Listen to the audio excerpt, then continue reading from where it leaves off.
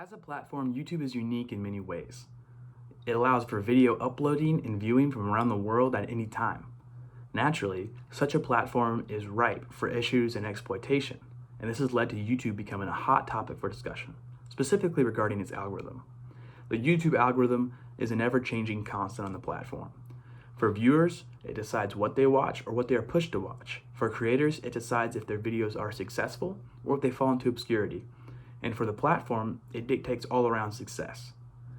The issue then falls to the many problems within the algorithm and the YouTube moderation system, and how it can lead to censorship and how it can be biased when determining which creators' work see the light of day on the platform.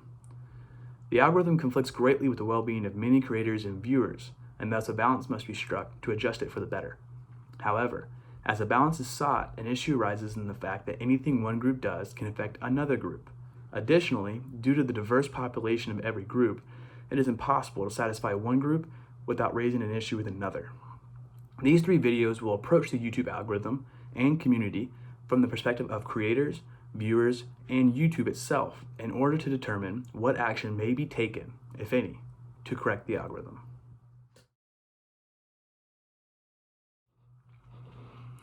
When it comes to the relationship between creators and YouTube's algorithm, one word or subject that best describes it is Adpocalypse. Now, Adpocalypse can be defined best by a few big moments that happened since about 2016. The first big moment came in the beginning of 2016 when a creator named Matt Watson uncovered a scary side of YouTube in which he revealed that there were predators and pedophiles exploiting young children in the comment section of videos. We see another major event happen in 2017 with a large amount of public backlash against YouTube, and the public was claiming that there was a lot of hateful content that was going unchecked. And this movement was sparked by a particular polarizing video by the most popular creator on YouTube's platform, PewDiePie, in which he made a joke that was taken as anti-Semitic. We see another major event happen in 2018 with popular creator Logan Paul. He posted a video of a dead person he found in Japan's infamous suicide forest. Now, following each of these events was a major change in YouTube's algorithm and overall platform. But those events better describe the peaks of creators' struggles with the algorithm rather than the main issue, which is moderation altogether, and how it is directly affecting creators. So to answer that question, we're going to take a look at three major points of interest. How and who were initially affected? How did some shape their videos to fit the algorithm? And if creators didn't, what were their alternatives? So overall, every creator was affected, some positively and some negatively. Channels who were clean and ad-friendly would not be negatively impacted, but rather they would become preferred channels because their content was not a potential risk for advertisers who were worried that their product would be paired with controversy, like the controversy we saw at the peaks of Adpocalypse. But on the other hand, there was a large number of channels affected negatively, and this was not genre specific. Any creator whose videos had edgy or inappropriate content or the potential to produce that type of content was negatively affected. For example, one of the major creators of today is David Dobrik, whose videos on average surpass 10+ million views. Before Adpocalypse, he saw a monthly check of nearly $300,000 from YouTube. Post Adpocalypse, new algorithms and new policies, his monthly check is now $2,000, despite his channel tripling in views. So as you can see, this was a major change and impact on creators. So it begs the question, how did YouTubers shape their videos to fit the new algorithm and policies? And if they didn't, how are they making money now? Well, the answer to the first part is that creators simply cleaned up their channels, avoided controversial topics, and conformed to the guidelines needed to make advertisers and YouTube happy. But in the case of David Dobrik and many other large creators, they could not and would not simply conform to these new guidelines because their fan base was built upon their type of content and their creative form they expressed before the Adpocalypse. So many YouTubers did two things. Some would use platforms like Patreon that would allow fans to sign up for paid monthly subscriptions. Others would attract advertisers who were okay with edgy content and would sponsor individual videos as a substitute to monetization. So despite how negatively creators were impacted at first by the Adpocalypse, many found another way of obtaining income for their videos, allowing some sense of calm. But the sense of calm was not felt by all creators because of a new problem facing the platform today. And this problem surrounds a new algorithm implemented by YouTube. And this new algorithm's job is to highlight and remove hate speech from the platform. And this is having a direct effect and impact on creators whose videos revolve around the subject of politics or history. Now, this is the new and, in my opinion, most prominent issue on YouTube at the moment. There are many areas of importance surrounding this topic. So to give you perspective of how creators are affected by this, we're going to focus on 3 examples of how YouTube's implementation of this algorithm has had major impact and raised many questions. The first issue we're going to be looking at is the mislabeling and unjust punishment of channels caught up in this new hate speech algorithm, and specifically history channels. And to look at this, we'll look at 2 channels, the first being the Great War, and the second being Mr. Alsop's History. Each channel is history-based. The Great War focuses on topics of World War I and does so in chronological order. Mr. Alsop's History channel focuses on Nazi history.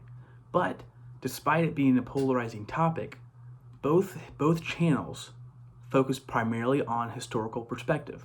Neither are politically charged. And the creators discovered that after the new algorithm was implemented, that videos that were once deemed suitable were either demonetized or completely removed from their channels. And this was all due to the algorithm mislabeling the channel as a risk due to the words and subjects of the video, because the algorithm cannot identify context, but only the words it's programmed to find. So this highlights a major problem that needs to be solved, but hasn't. And the second talking point is about more of an event that garnered national attention between a creator and YouTube, or more 2 creators in YouTube. And this event was a showdown between YouTube and popular creator Steven Crowder. Crowder is known for instigating or being provocative with his political opinions and his comedic style that accompanies it. And Crowder and a creator from Vox named Carlos Maza had gone back and forth on various social media platforms because of some of the words that Crowder used to describe Maza, who identifies as a gay man. So Vox called out YouTube and demanded action to be taken against Crowder, which garnered national attention. And YouTube, seeing this, decided to review the case, and after it reviewed Crowder's channel, it took no action. This again sparked enormous backlash because it seemed as though they weren't following the policies. So YouTube took a second look at Crowder's channel, and upon second inspection, they suspended and demonetized many of Crowder's videos. And you guessed it, again, there was enormous backlash because it seemed as though there was no concrete policy surrounding hate speech and how it was defined. So it left us and the platform yet again in seemingly an area of unbalance. And due to the conflicting needs and desires of the groups involved, both viewers, creators, and YouTube, we see that cycle that is yet to find balance. And this leads us into our last example, which involved a far-right conspiracy theorist named Alex Jones. Him and his channel were called out much in the same fashion as Steven Crowder, but YouTube's response was not the same as Crowder's. Instead of an inconsistent decision, which we saw in that situation, YouTube, upon first inspection of upon Alex Jones' channel, removed him from the platform indefinitely. Now, I wanted to use those 3 examples because each of them are extremely important in regards to creators and their futures. Unlike Adpocalypse, where creators were negatively impacted and knew why and how to fix it, creators in the political and history genre of YouTube are left seemingly in the dark when it comes to YouTube's policy regarding hate speech and the algorithm they use to enforce it. So once again, just like during the Adpocalypse, many creators are keeping their heads down and fingers crossed. But that they're keeping their heads down and fingers crossed that YouTube's policies and algorithms will soon find stability, or at least offer a guideline for which they can follow. Only the future will tell how this turns out, but it is clear the relationship between creators and YouTube is very complicated. On one side, YouTube has extreme authority, and they can impact channels and creators significantly. But on the other, creators have serious power, which comes from their subscribers and fan base, who, when working together towards a common goal, can put serious pressure on YouTube and make just as much of an impact. And in that relationship, we see this cycle and how it works. But the cycle is not perfect, and it will take sincere effort by all parts of the cycle to find balance.